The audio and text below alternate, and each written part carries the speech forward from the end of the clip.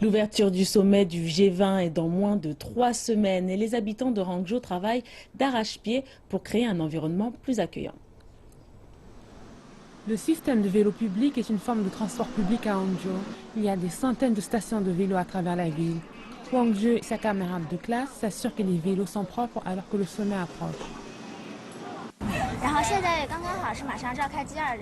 Nous voulons consacrer notre énergie à rendre Hangzhou plus propre, pas seulement pour le sommet du G20 car nos efforts bénéficient à tout le monde.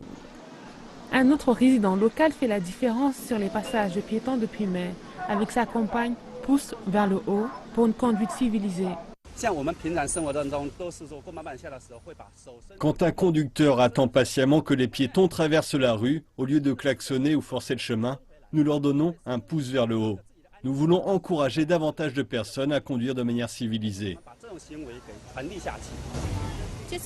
Je m'inquiète toujours que les conducteurs n'attendent pas que nous traversions la route lorsque la circulation est dense. À présent, davantage d'automobilistes nous laissent passer en premier. Je me sens plus en sécurité. La campagne pousse vers le haut se poursuivra après la clôture du G20 afin de sécuriser le trafic sur le long terme. Un étudiant canadien a récemment rejoint l'équipe de bénévoles qui travaille dans un lieu touristique. Quand je suis arrivé ici, je ne parlais pas un mot de chinois, mais j'ai rencontré beaucoup de personnes qui m'ont beaucoup aidé. J'ai reçu leur amour et leur respect. Et maintenant, je parle un peu le chinois et je veux faire du volontariat pour aider les gens. Zhou Yanjian est bénévole depuis maintenant 5 ans. Grâce à la nouvelle recrue, son visage affiche un grand sourire.